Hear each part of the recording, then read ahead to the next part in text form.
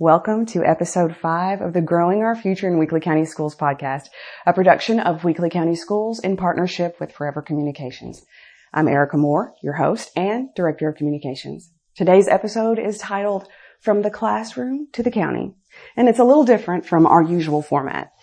In this first part of a 2-part series exploring the connection between education and government, Weakley County Mayor Dale Hutcherson sits down with Director of Schools Jeff Cupples for a candid conversation. They'll discuss the vital role of education in Weakley County's future, how schools contribute to the county's growth, and the importance of investing in our community. As a proud graduate of Weakley County Schools himself, Mayor Hutcherson brings a unique perspective to the discussion. I'll be stepping back today to let their conversation unfold naturally. I know you're going to enjoy this episode. So without further ado, let's listen in. Well, Mayor, welcome to episode 5 of the Weakley County Growing Your Future podcast. We've sat down earlier in the month before school started and started thinking about what topics we could have as we start this endeavor. Of course, we're not professional content podcasters or YouTubers, but this whole idea originated to give more access to our county and to our citizens to tackle some issues going on in our school system, to just really better communicate, right? Sure.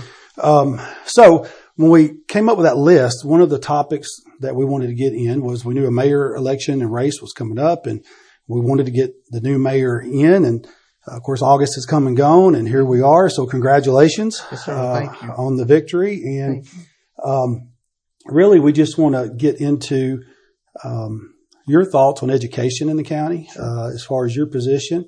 And, of course, obviously as, last year was my first year. So as a director of schools, looking forward to a great relationship and moving forward and, allowing the education system to continue to prosper as it has. And so that being said, let me just ask you, if you don't mind, I got some just simple questions. Yes, they may not be simple. Yeah.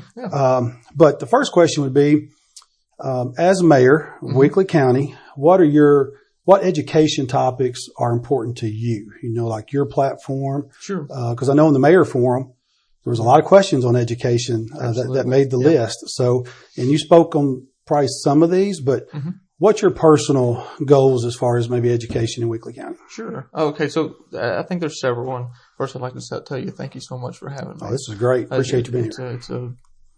This is a great idea. I think it's a great concept.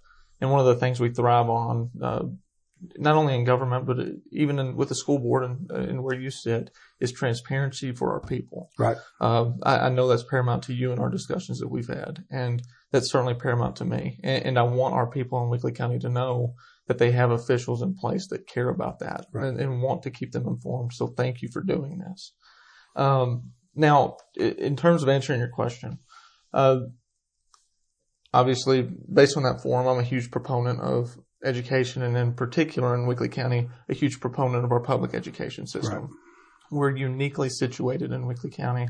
We have great community schools, whether that be in Greenfield, Gleason, Sharon, Dresden, or Martin. Each of them are so individually special to each community. And that's, I don't know if most folks realize but that is so unique. It's not like that even in the counties next to us.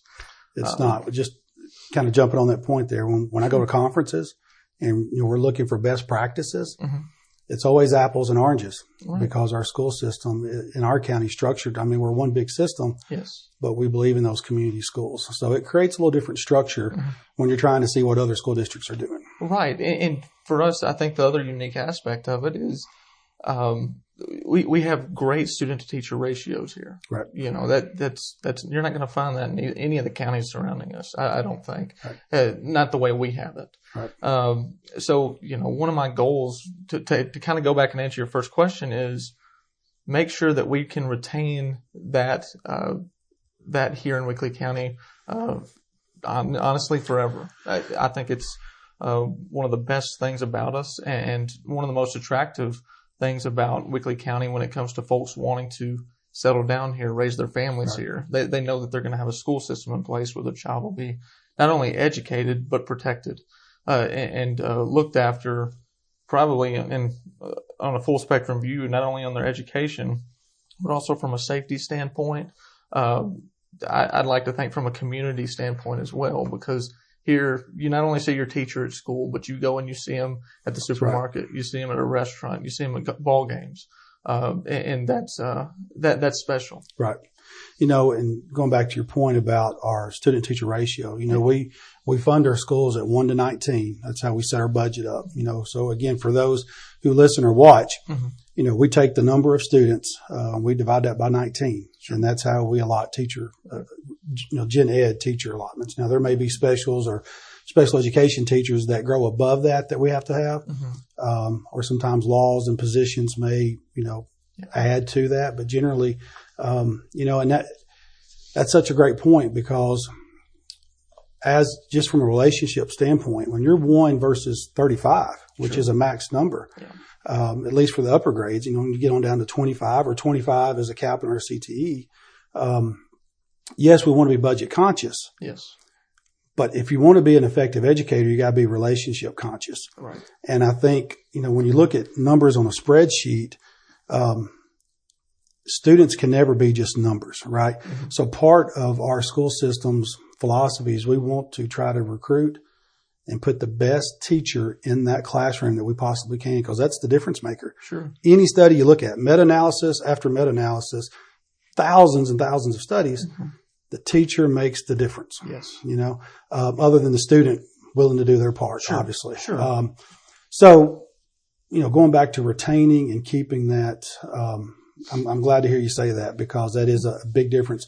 When you look at the numbers and the success we've had, yes, I think when you start breaking that down, you're looking for factors. Well, what got us here, and how do we sustain and keep moving forward?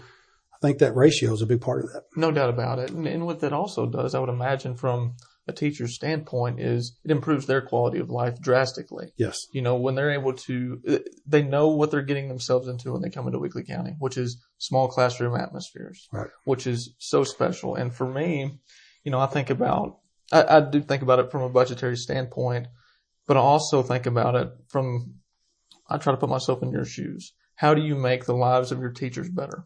Right. We may not have the biggest budget on any given year, right, but what we can do is improve that quality of life for them. And that this community school idea, that we're so fortunate to have, allows them to have that, quality of life that sometimes outweighs salary. right, and that's the reality that we're having to live in. Is, yes, we all would love to pay our teachers a ton of money. But when we don't have that allocated for us at the moment, we have to get creative when it comes to making sure that they're happy, that we're recruiting the best teachers. right. And thankfully you've been able to do that. And our county's been able to do that. But because we bring that little added spark of life. Right. That you're not going to get. It's a great place to live in Weakley County. Yes, it is. Yeah. And that makes recruiting easy. Yes. I had on my little idea thoughts here, as far as my mind map, thinking about where, we could go with this conversation. Teacher recruitment and retaining those quality teachers. Mm-hmm. I've got down here, but since we're kind of going down that rabbit hole a little bit, one big part of that is having UTM in our backyard. Yes. Where we've got a teacher pipeline that we can tap into, because so many of them do student teaching in our buildings. Absolutely. And the great thing about that is, the number one thing that'll keep a teacher, like in any workplace, so this is not unique to education, this is any industry, is the culture of that workplace. And you mentioned that a little bit while ago. So once we get them in the door, I feel pretty confident, because of all the factors in Weakley County, we're going to be able to keep them. That's right. For the most part.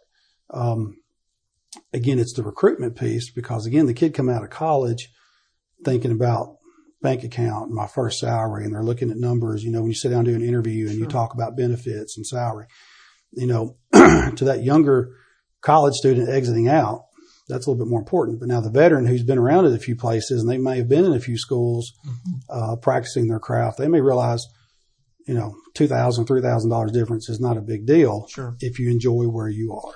That's right. And I think that's something you gain with experience in life, right? I mean, and that's in every profession. You're willing to sacrifice pay for quality of life, in a lot of different scenarios. And sometimes you don't fully understand that until you go through life's experiences. Right. And so I follow you there. And now certainly, I want us to be able to compensate our educators right. the way they deserve to be compensated. And that jumps into, again, I was already starting on the budget for next year just to get some thoughts and estimates and priorities lined up. And, that state law, our minimum salary of $50,000 has got to be there on a spreadsheet right. and approved by the state by 2026, 27. So August of 26, right. when that budget goes through, minimum pay has to be $50,000. Right.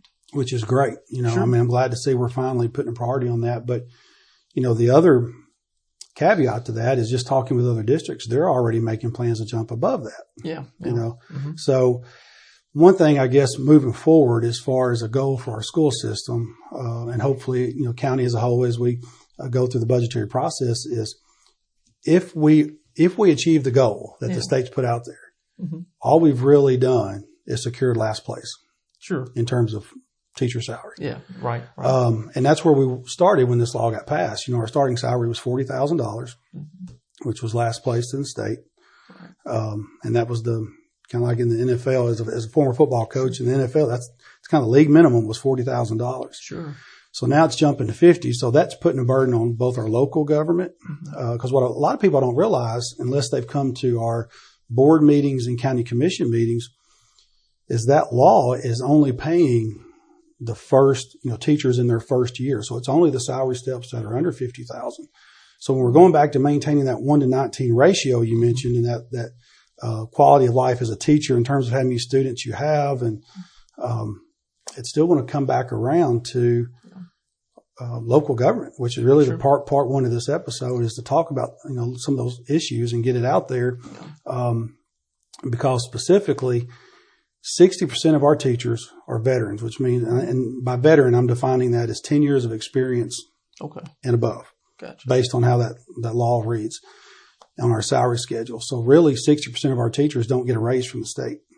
Right. And that's one of the reasons our budget this year was, over, was because we had to pull money out to cover all our teachers, because in order to keep that quality of life and that culture and that ratio, I've said this example before. If I'm an English teacher and I've got 20 years experience and I'm a teacher with 1 year experience and I'm teaching English 1 and my neighbor is teaching English 2 and they're talking during a class transition, they're out in the hallway monitoring, supervising, and just having conversations. Kids are going from class to class. There's a strain there when that 20-year veteran knows I'm not getting the raise that this first-year person is. Sure. And so it really devalues the work of our veterans. And so I think moving forward, we got to keep our eye on the prize, recruiting and retaining teachers. And I think a big barrier to that is the state law is only going to pay those first year teachers and not our veterans. So I think anything we do from a local government standpoint has got to include that number to move forward. Right. And I think this is where the county government's role and really our county as a whole, where we're going to have to get creative. And for me, as you and I have discussed before, there's a direct correlation between local sales tax and the amount that goes into our school system. Right. So to me, that's low hanging fruit that we can start attacking right there from a government standpoint, as well as from just a day-to-day citizen standpoint. Certainly that will help us, to me, avoid the possibility of major tax hikes in the future, which with these state mandates, it kind of becomes an unfortunate, inevitable outcome. Is that tax hikes do come about because of legislation that's put in place. It's a reality. Nobody wants to raise taxes. Anybody with common sense that's sitting in any public office doesn't want to do that. And to me, the job of the county mayor is to try to promote and find ways to expand on current revenue streams and create new revenue streams to try to alleviate that concern.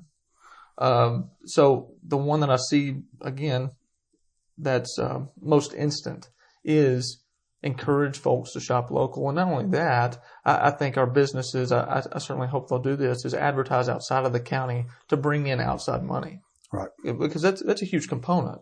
I think we're a county made up of 33 to 35,000 people, which is great. And I hope that number continues to rise. But the way that rises is that we got to show people outside of Weakley County that, one, we're a viable place to live. Not only a viable place to live, a great place to live where you're going to thrive, right. where your children are going to thrive. Right.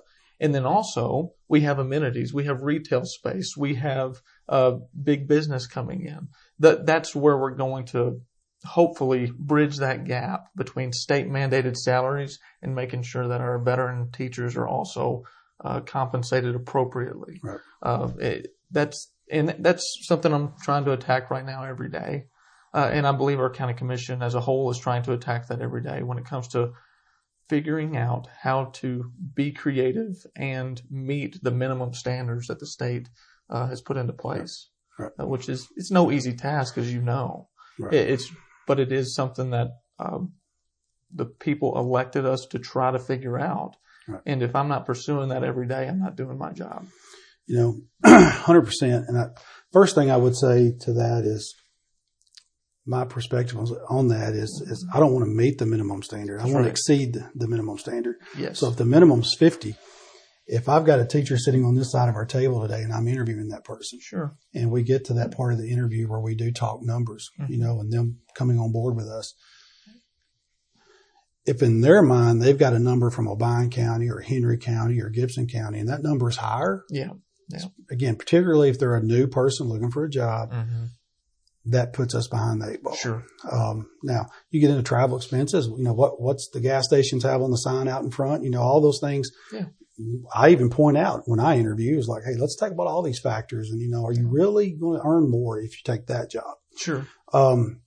So sometimes we do some coaching through some of that, but that's my first thought is we've got to be prepared for, the phrase I got, at the last TOSS conference that I really like that you hear in other industry. And I don't like businessizing, for lack of a word, education. Sure.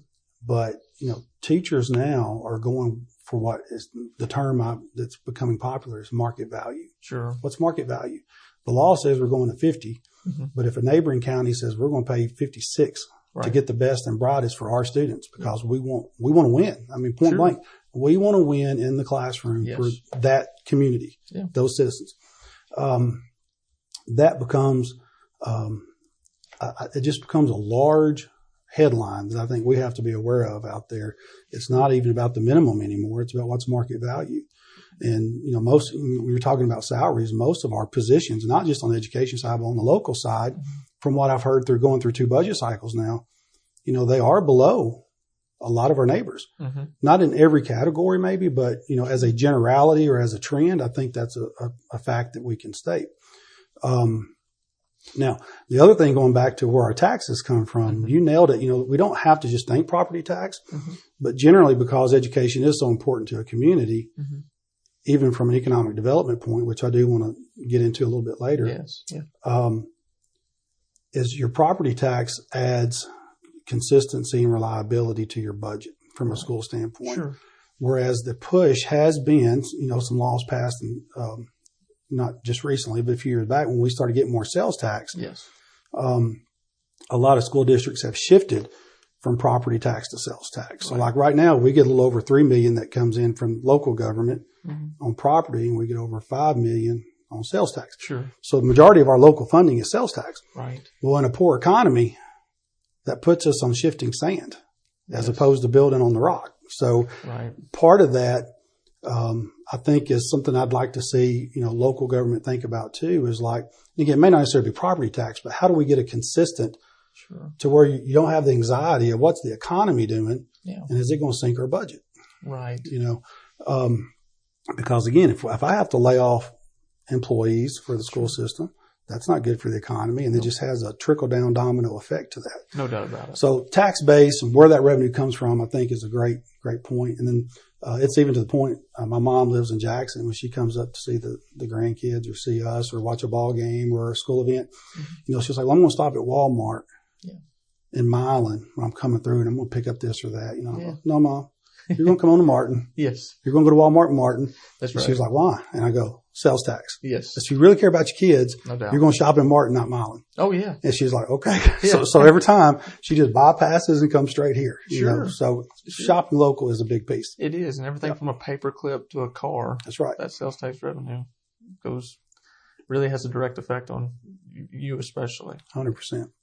Well, let's talk about economic development. Yes. One point I wanted to mention, our school board, as an elected body, they have a 5-year plan that's laid out really in statute. Yeah. So our current plan is going to end in 2025. Yeah. And over here, I've got a stack of potential things to put in a plan that we're going to start looking at this semester to give the school board some options.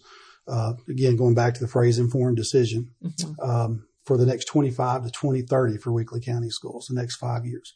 So one of the questions I just had and want to take the opportunity to ask is, sure, does Weakley County itself have a 5-year plan?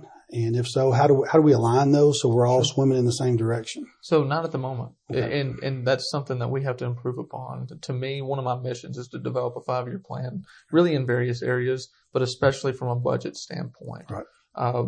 And that's where we're really going to have to come together as a commission, as a mayor's office, and really our various departments to develop that 5-year plan and see what that looks like. And you know, when it comes to these state mandates, in particular, let's say in the education sector, that's where these 5-year plans really become necessary. Absolutely. We have to do that because we got to see where the money's going to come from, you know, ultimately, and where we're going to have to allocate it. So that's certainly in the works. I don't know if we've really had one of those 5-year plans developed not in recent history. And granted, you know, I know we had a lot of infrastructure to put into place and a lot of good things were done, especially with the past administration, not taking anything away from them because they're focused on infrastructure build up, which will also be focused on in this administration. But now we're able to get to that next step, I believe, where we need to develop that 5-year plan. Right. You know, I'm a big believer where there is no vision, the people perish. 100%. You know, it's biblical. Yeah, absolutely. And part of that is not only for the people in the county to know or for our school system to know from a school board 5-year plan. You know, for example, teacher recruitment retainment is one of the 5-year goals. Yes. And so one of the things I'm going to do before Christmas, you know, through this semester now, is look at the last 5 years and see how much ground we've gained. Because, you know, last year, you know, we were 6th in the state by TN.gov, and that's coming from a lot of different factors. But from the state statistics, now we weren't 6th in every category, but when you put it all in to one bucket, this last 5-year plan made some good ground. No doubt about it. And so one of the things I've already mentioned to our school board members is the components of the 5-year plan really don't need to change because teacher recruitment and retainment, you don't need to get rid of that. Sure. You know, community engagement, we don't need to get rid of that. You know, and so those primary goals in that plan, I feel certain are going to evolve into the next 5 years. Yes. But one thing I'm looking for with our plan is to be more specific and proactive with what the goals and the strategies and the tactics are going to be to achieve that. Sure. So anyway, just moving forward, I just want to make sure, you know, from your office standpoint, and as the commissioners, you know, we want to come alongside if y'all do start laying out a road forward and a pathway. Yes. Obviously, we're a part of that. No doubt about it. But we want to be a part of that. Yes. You know what I'm saying? Because we live here too, and we're looking to big things ahead. Right. And to me, beyond want, I think you need to be a part of it. Right. That's what I would say. You know, and I was looking, kind of moving gears here. I was looking at some of the economic development terminology, you know, and because one of the questions I want you to kind of speak to from the mayor's office is, what role does our school system serve in building economic development in the county from your standpoint? And I'm going to let you speak to that. But one of the things I was looking at is, you know, right now we're considered a transitional county by the state. And the next category up is, I believe the term is competitive county. Yeah. Well, obviously, if our county government is trying to recruit industry and jobs, being a competitive county, And with the ACT scores that we have right now, I think we are that. Oh, yeah. So, trying to move to that category, because I was looking at color codes on a map and, like where's something we can move towards economically. I know from a school standpoint, I'd love to get advanced manufacturing as a pathway to start. There's some other programs we're eyeballing, but like everything else, it comes back to funding and what we can do. But what are your thoughts as far as school system and developing the county economically? Sure. So, something I talked about a lot on the campaign trail was homegrown growth. It is crucial when it comes to the sustainability of Weakley County and how we move forward. Because one of the common themes and common threads I noticed when I was meeting with citizens is they want growth. They want advancement. Right. But they also want to keep Weakley County. Right. Which, that's not an easy task for anybody. Right. But when I look at our school system, the type of product y'all are putting out, as far as our children transitioning into the workforce or going to college or whatever it is that they want to do, I see Weakley County Schools as our pipeline to building our workforce, making sure that we continue to sustain growth within, because I think a harsh reality is a lot of this next generation wants to leave or has already left. Right. They'll go to Nashville, they'll go to Memphis, Jackson, Knoxville, wherever it is. And not only that, they're not coming back. To me, this role entails, the county mayor role entails trying to make this as attractive an option as possible to get them to either come back or to stay here in Weakley County. And you mentioned earlier, about the University of Tennessee at Martin. That is a great institution. Right. I want to encourage our students to look at UTM as a top tier option for them. Right. Because what they'll do once they go off to college or go to tech school or TCAT or wherever they go, they'll realize they build their network in the school in which they attend. If they go to UTM, they're going to build their network, whether it's a business partner, customers, whatever it is, they'll build it right there in their locale. So I would love to help develop that pipeline to where we continue to retain our students that come out of Dresden, Gleason, Martin, Greenfield, Sharon, and keep them from leaving us, if that makes sense. Yeah. Not that I don't encourage exploration of the world and seeing what it is you want to do and where you fit in and all those things. Those are great things. And as someone that did that myself, I left Weakley County and ultimately decided to come back because I knew I loved this place, and I know that this is a viable option if you make it that way. Right. But right now, convincing a whole mass of students of that is its own task. And, I think we're on our way there when it comes to bringing in opportunity. I believe we have some legitimate prospects coming down the way, which is exciting. Yeah, it is. And I hope our students and especially our students' parents will take note of that. Right. But that's where I see this playing out is we need our students to stay, build the workforce from within, and then all of a sudden I think we're going to see our community flourish more than it already has. Right. We're looking at about a third. That's a good solid number. Again, if you're listening to the podcast, about a third of our graduating cohort, those seniors attend UTM. So, of course, with the chancellor's goal of trying to get to 10,000 students by 2030, I think. Yep. That was one of the questions I asked on the planning strategic committee for UTM just recently is, how are they going to attain that goal? Like, are we looking at local, or are they thinking like online numbers and, like their satellite campuses? So, what number are you looking at to say we want 10,000? Sure. And, so got some clarity on that, but obviously Weakley County high schools are going to be a big part of growing that number as well. And, what a blessing to be able, even when I was at Greenfield and I talked to seniors, that being a unit school, you start pre-K and, so I was in another district where the opportunity was within a half mile because of the way the main street was set up. Yeah. In this district, with the size of the county, you got nearly 600 square miles almost. So But still, you're basically within a 15-minute triangle of going from pre-K to your college degree. Right. If that's the right track for you. Sure. Of course, one thing we're learning, finally, is that kids have their own individual track, gifts, and talents. And so,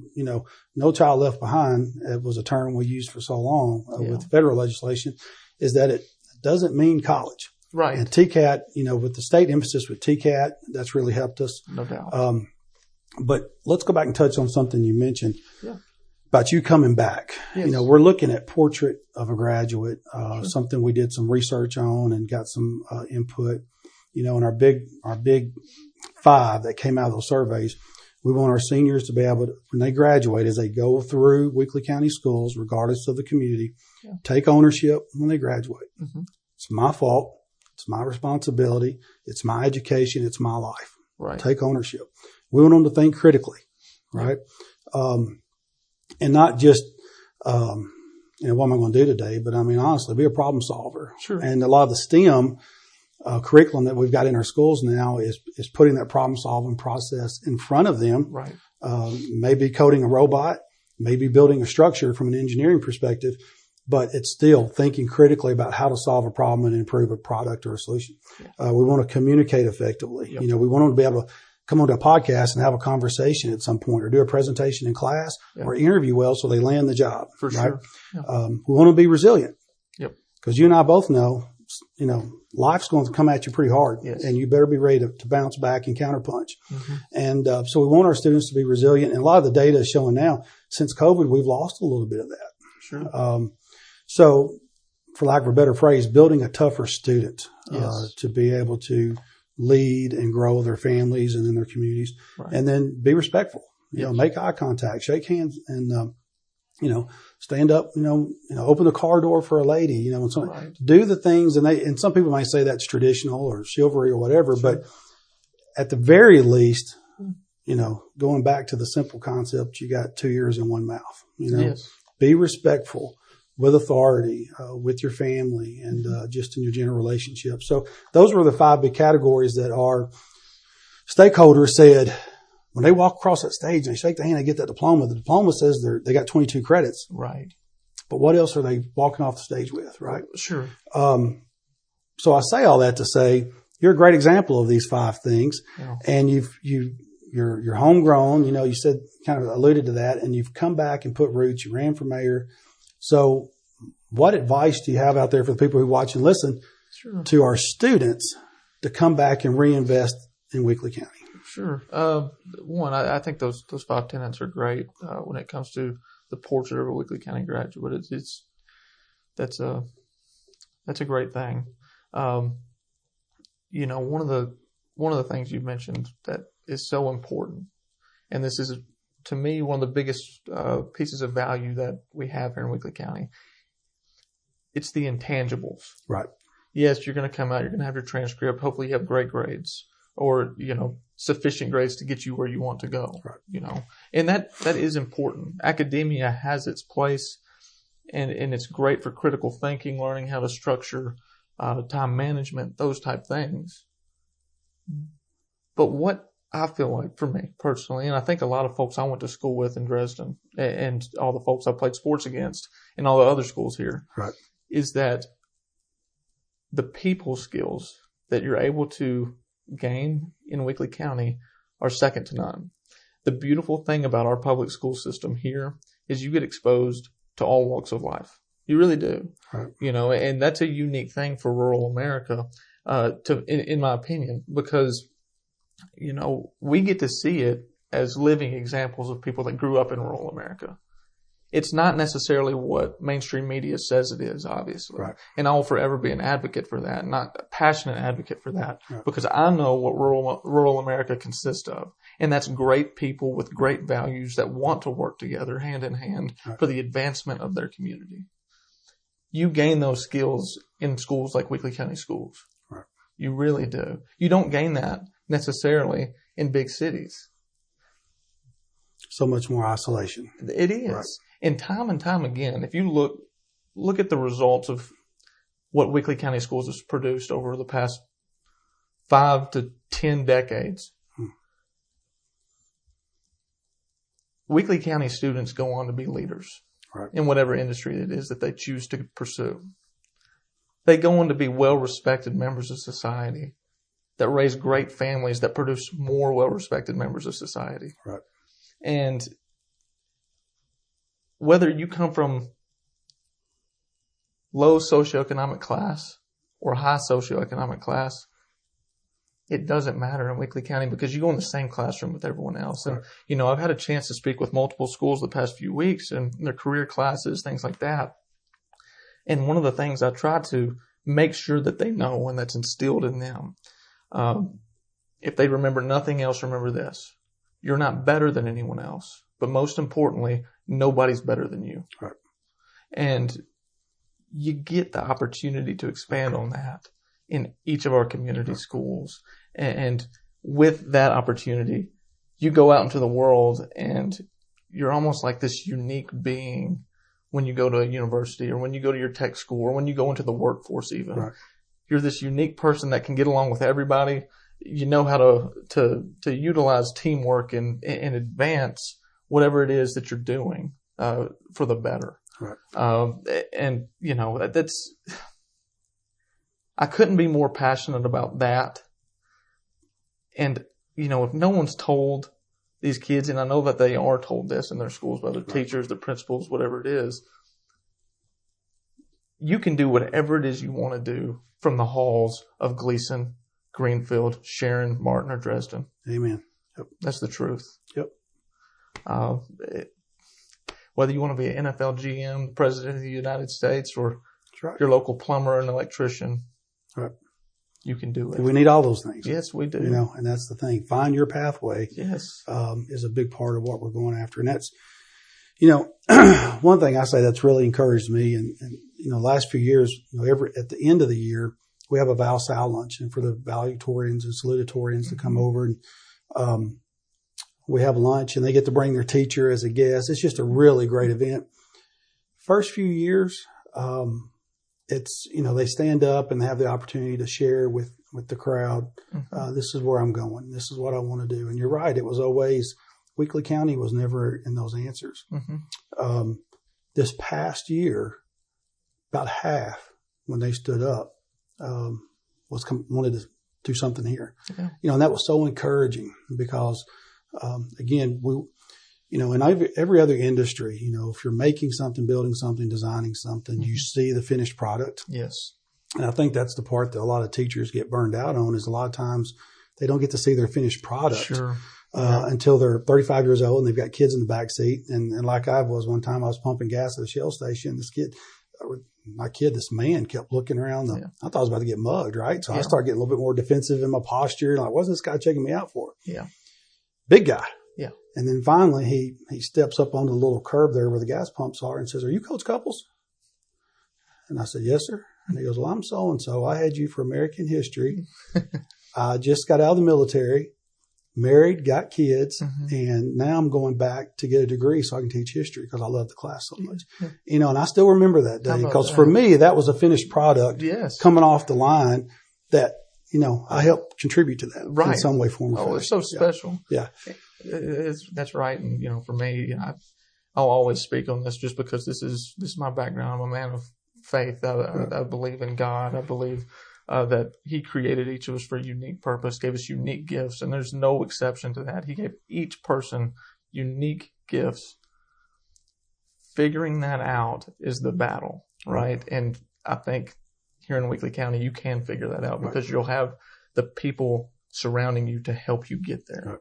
And that's a special story, and I think I hope a lot of teachers get to experience that. Right. And I just want to say I appreciate you going into our classrooms and being willing to spend your time that way because the one resource we can't get back is time. So for you to spend it talking to our classrooms and about your experience in the county and that's huge because I think the biggest thing we battle right now since the pandemic is the mindset.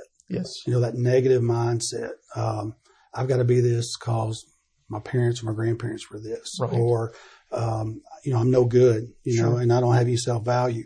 So building that mindset up to where they can take ownership and then that sets you free so you to grow your confidence and to step out and go be all those things you mentioned. And so much more than just standards in a classroom, in a curriculum, what we're doing in our schools each day.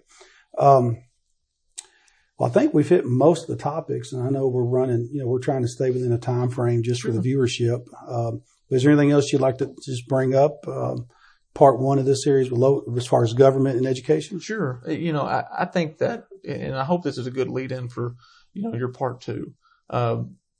There's times where legislation affects our local community, and that legislation comes from Nashville or DC, and there are things that it's important for our citizens to take note of and to pay attention to. I know it's not necessarily the most exciting thing to try to pay attention to things that are being pushed, but once you see how they might affect us on the home front, that's where it's time for us to stand up and let our voices be heard. Right. And I'd say, with the voucher bill, which was proposed, I believe, last session and is anticipated to be proposed again. Yeah. Still hearing that. Yes, absolutely. We're fortunate to have, in my opinion, we're fortunate to have the leadership we have. One of those being Tandy Derby. Right. I know for a fact that he advocates for Weakley County because I've seen him do it.